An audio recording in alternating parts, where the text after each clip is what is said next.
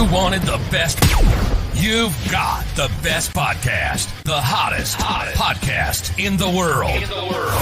The Chris Voss Show, the preeminent podcast with guests so smart you may experience serious brain bleed. The CEOs, authors, thought leaders, visionaries, and motivators.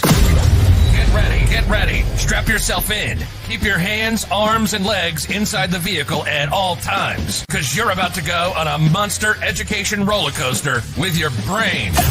Now, here's your host, Chris Voss. Hi, folks. Chris Voss here from the ChrisVossShow.com, the ChrisVossShow.com. And now a man who's just here for the brain bleed. I'm your host, Chris Voss. Welcome to the show, my friends.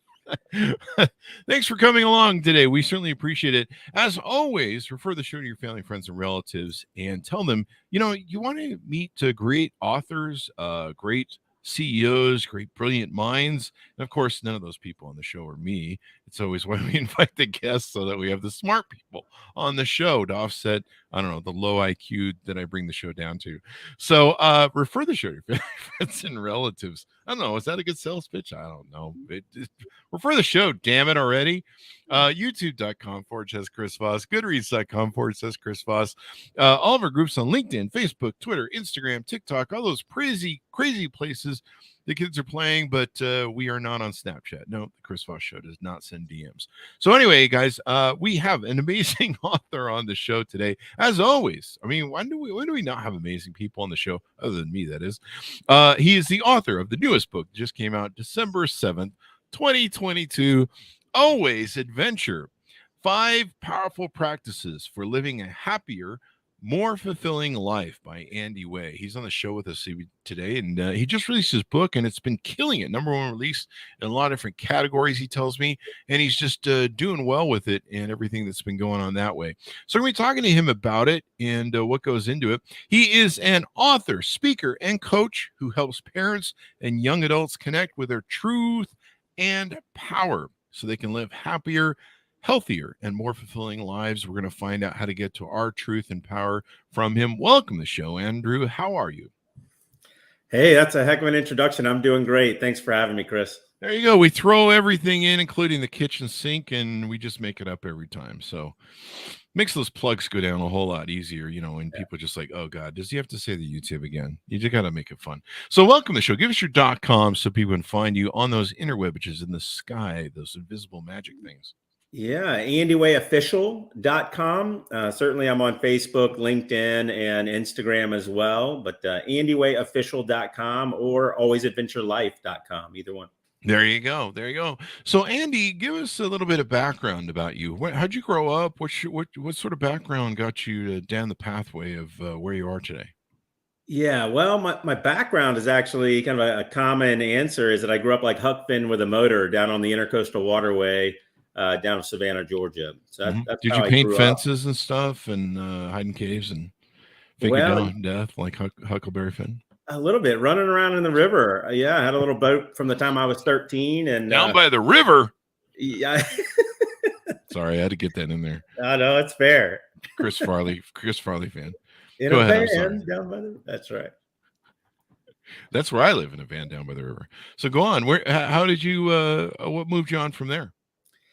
Yeah, so graduated high school, and shortly after, I didn't grow up with my mom. So I was in Austin living on a sailboat and getting to know my mom, and then joined the Navy. I was serving overseas, launching planes off a flight deck of a carrier. So we were forward deployed about 8 months out of the year out of Japan, right?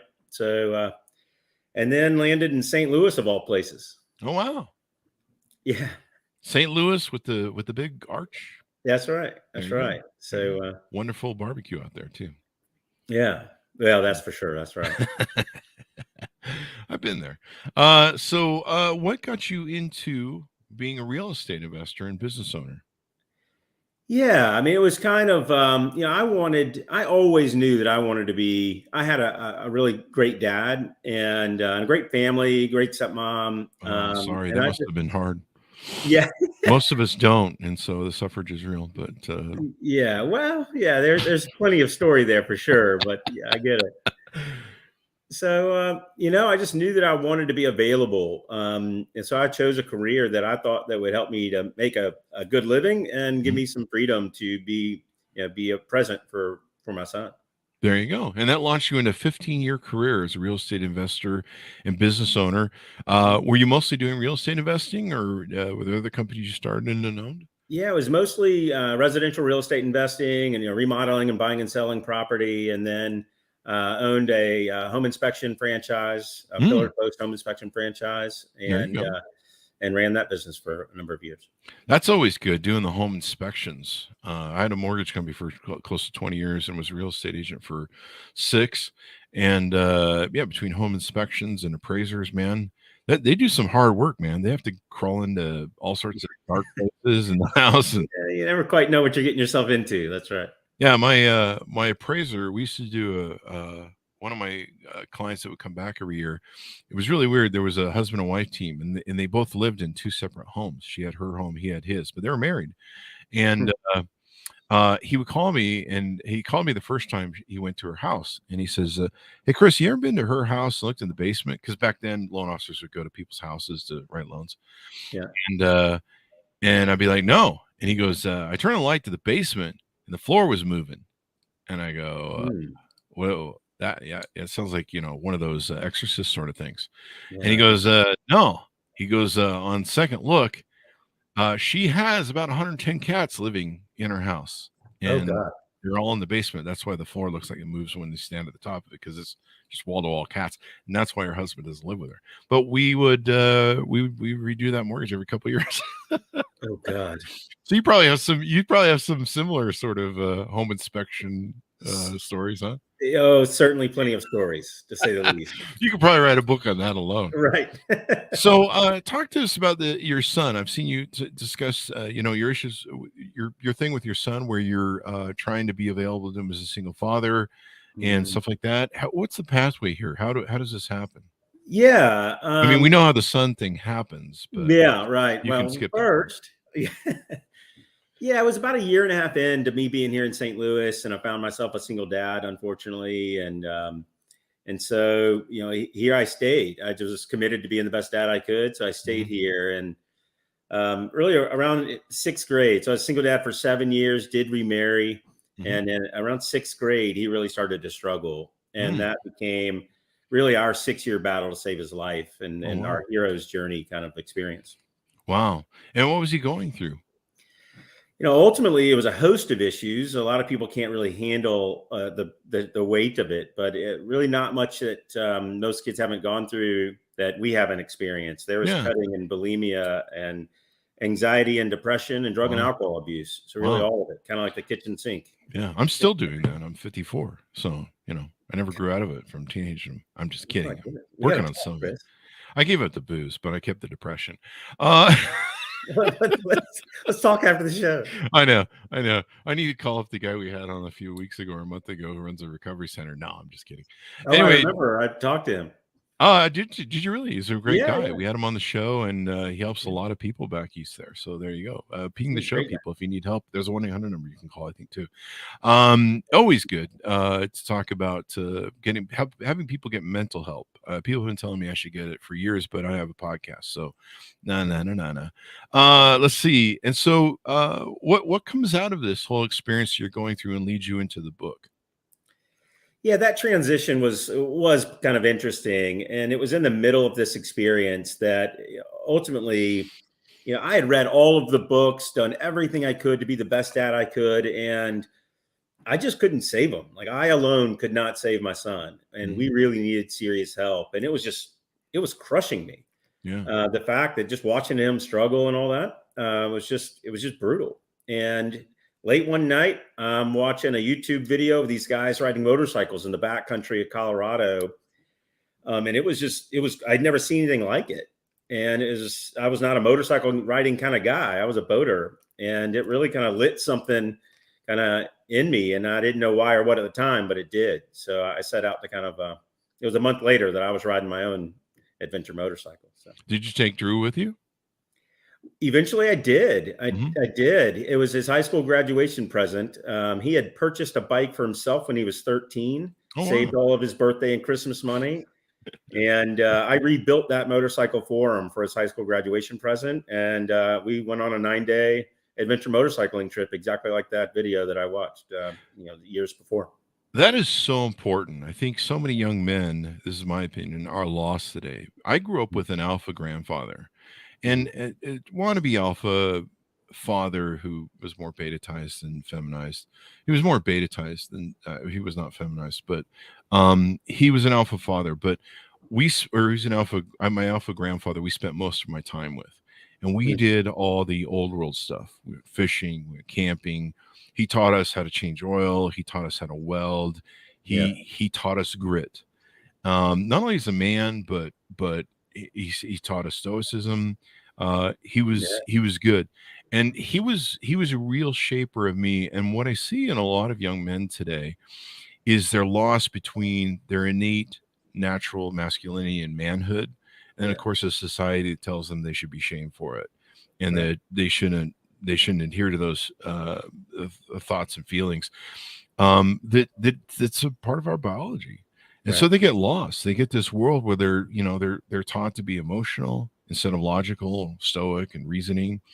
I think it caused a lot of confusion. We've had a lot of psychologists on the show, wrote books 20 years ago predicting what's going on today with these boys that are lost. So you get into being a speaker, you get into coaching people and stuff, and then when do you decide to write the book? Well, that video and that whole experience, when I started to ride, it really instilled in me this capacity to heal and grow stronger for the road ahead with Drew. And my wife didn't like that I rode, but she loved the way that I came home. I was good. I was happy. I was full.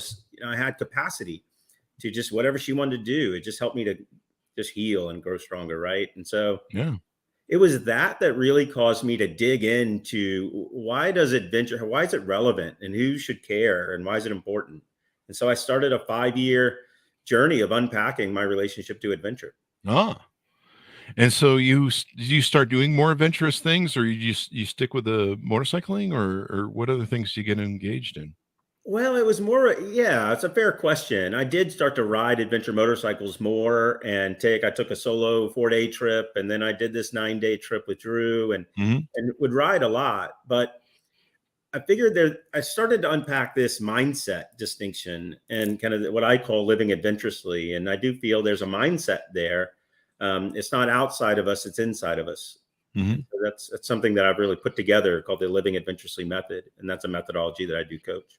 So always adventure, living adventurously doesn't just mean like, hey, let's go jump off of bridges with, those bungee cords and, do crazy things that may put your life on the line. Some of it's about in your head then. 100%. That's right, Chris. I mean, that's, the misnomer, my whole conversation is to redefine our relationship to adventure. Most people automatically relate to or think about, climbing Mount Everest or sailing solo around the world. And my take is every single day is the unknown.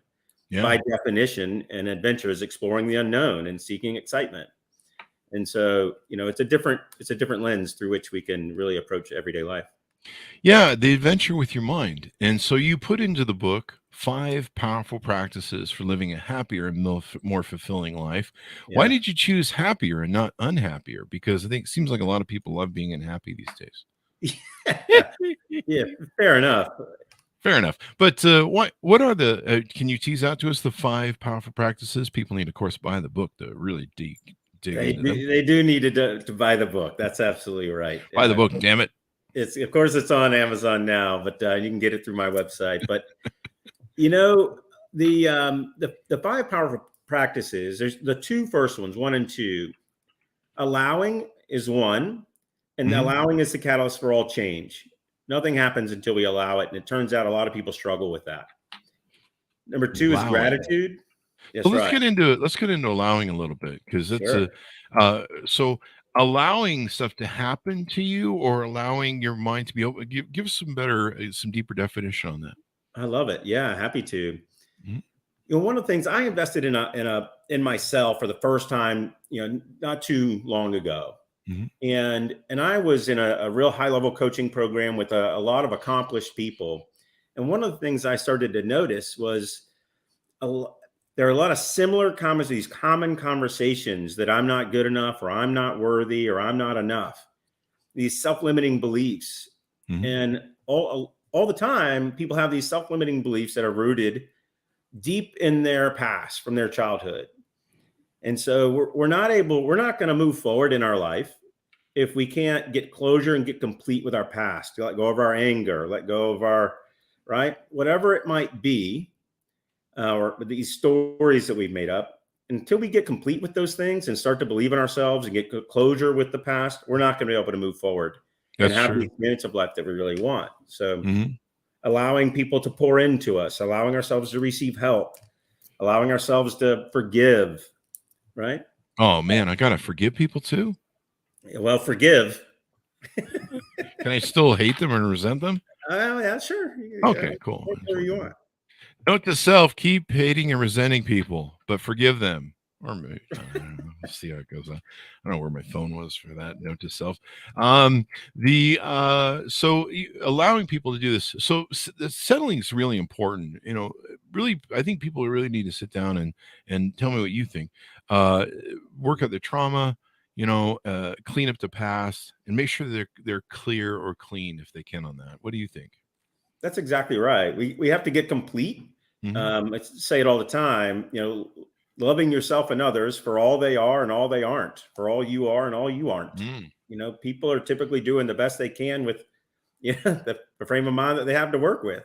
I guess part of allowing would be you can't allow other people to love you and love to come out from you if you don't allow yourself to be loved or allow you to love other people. Yeah, I mean, how you treat yourself is a huge reflection on how you interact with others. It really is, especially if you hate yourself, because that also, then you're on Twitter all day doing, sending nasty, and YouTube sending nasty comments to people. Trolls. Not good. It's not a good place to be. It's not a good place to be. Note to self, stop doing that. So let's move on to number 2. Sure. Gratitude. What a great word.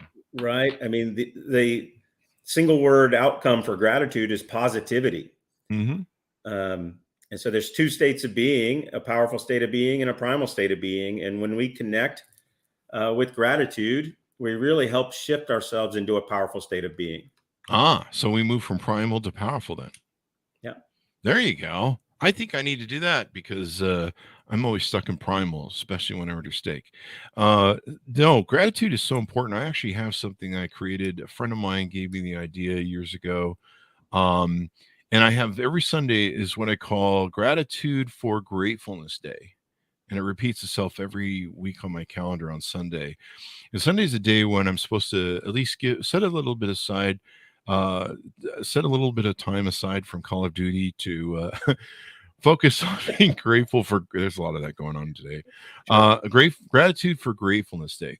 And it's kind of where I sit and kind of not really meditate, but kind of reminisce and go, hey, man, be thankful for what you got.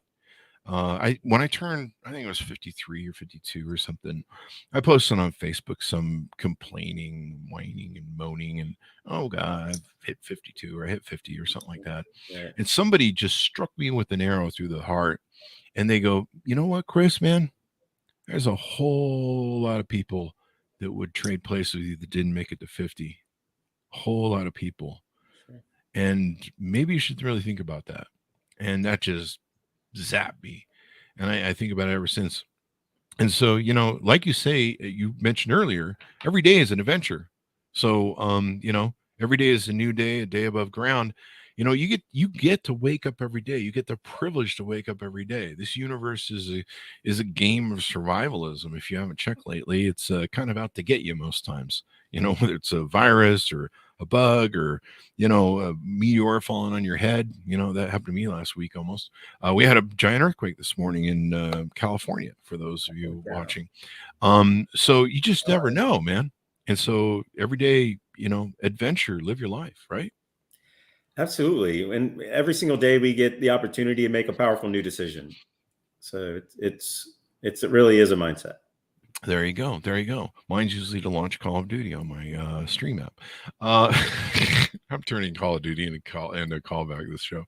Let's talk about number 3. So this is really where it all began, if you ask me. Exploring the unknown.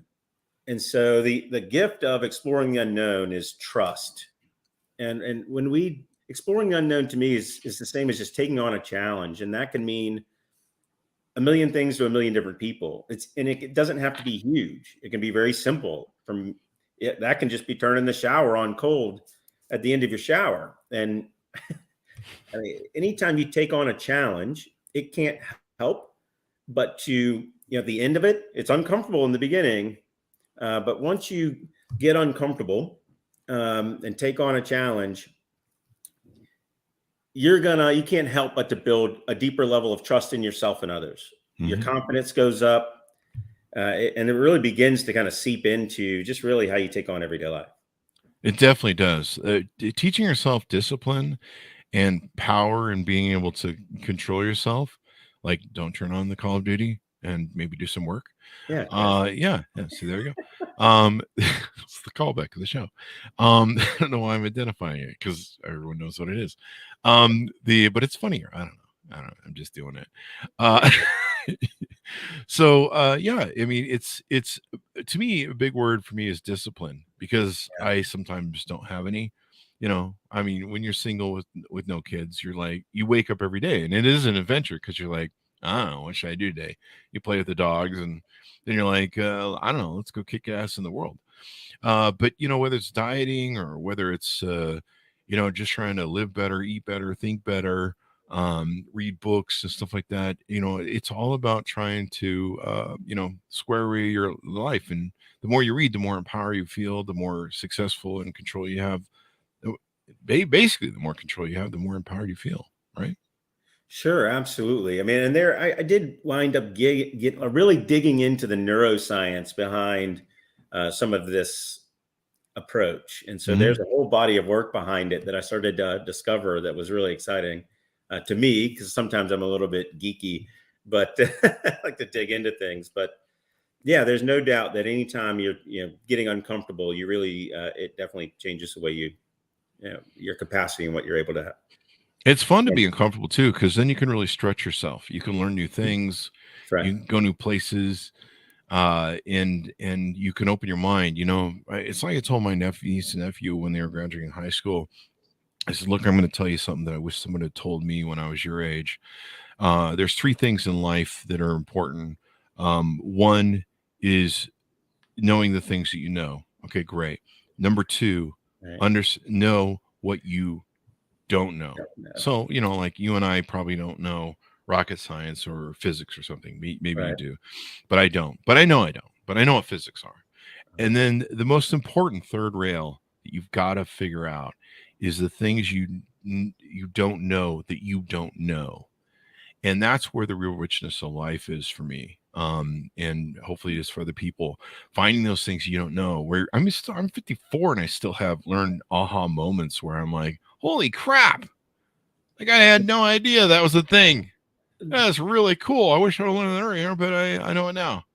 And it just evolves your mind and expands your mind, and sometimes it can really expand and change your life. And, couldn't agree more.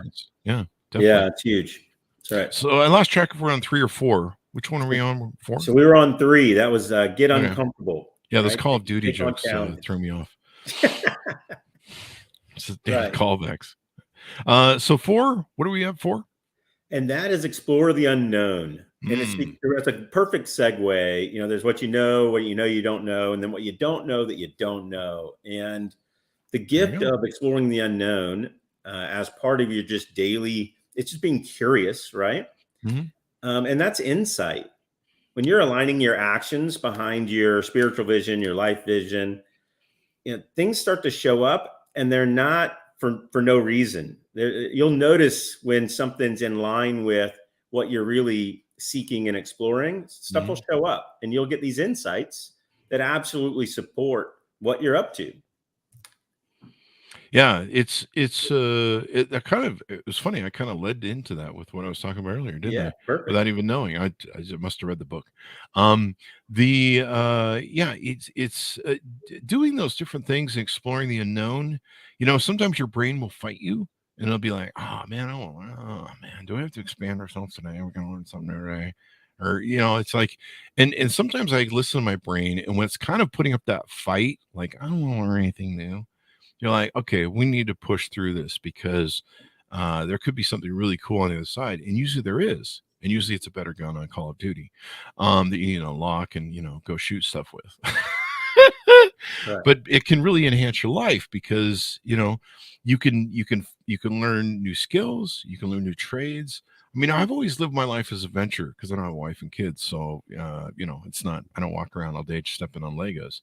Right. So I've always got to go find my own new adventure that other parents have.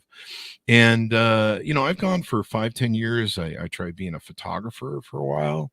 I kind of enjoyed learning it, spending a ton of money on stuff, and then realizing I didn't have any talent for it. But I loved the experience, and it taught me a lot of things, and I learned from it.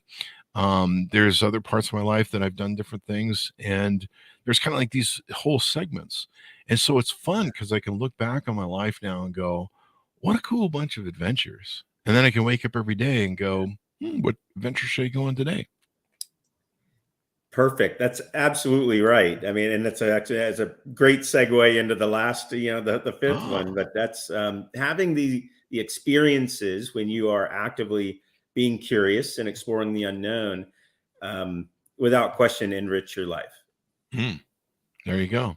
And it all comes back to that number one thing where you're allowing that all to happen, opening yourself up and That's right. going on these adventures, being grateful, and finding the things in your life, and can make all the difference. So did Drew help with any of the writing of the book? How'd that work out with Well, him? I guess indirectly, right? Because he Hmm. went through his own challenges, and I'm always very careful. He has his own story to tell. Huh? I really talk about my hero's journey, where I was just kind of an empty shell of the man, and I have built and kind of unpacked all this as part of my experience. Hmm. But we are really, really close, and so he has a heart for sharing his own story of overcoming the challenges that he experienced, and so does my wife, and so do I. We get approached on a pretty regular basis to kind of, I guess, just kind of meet with different people and help how we can. So he has that a heart for it as well. There you go. So I'm looking at your website, Andy Way Official, and you've got the book. You do speaking, coaching. Talk to us about some of the things you do there. Well, I mean, it's been pretty interesting. Anywhere from speaking, starting out and just speaking at the residential therapeutic boarding school where Drew went, Hmm. and speaking to those parents. Part of what happens when you're in a challenge like ours, it was just really kind of overwhelming, is your world can get pretty isolated. You can get pretty lonely. And one of the things that I really wanted to let other parents know is that they're not alone. And we were on the backside, so I wanted to offer hope. There you And go. so it started there, and then I wind up, all the way to speaking at a geo convention to a geophysicists and scientists in Canada, just early this year. So it really goes from parents to the corporate world as well. I know people can reach out to you for a free 1 hour to have an introduction conversation on your website. Yeah. There you go. There you go. Yeah. And you've got coaching programs available, different things you do, speaking programs available. There you do. One of the things that I think, you spending time with your son and doing like man things together, is really important for men. One of the things we don't have in this world that has been destroyed is men not getting together like we used to, because that's what we used to do. We used to tribe up and go kill a woolly mammoth or whatever. There's a real caveman innate sense to our biology. Yeah. My alpha grandfather, like I said, he took us fishing. He taught us to, set the hook, put a worm on the hook. We were all like screaming, "God, the worm's gonna go in the hook." But he took us through camping. We did man things together. And there's something that men need to do where they go do a tribe of men. And, it used to be men would get together in bars after work, or, they would be in a workspace where it was just men. And now a lot of those places are no longer available where they're just men, where men can just get together and do things together. And fathers and sons shape a lot. One thing I've seen being single and dating all my life is what happens when fathers get taken out of the home Right. and the families that are left behind. And we now have the highest amount of single parent homes ever.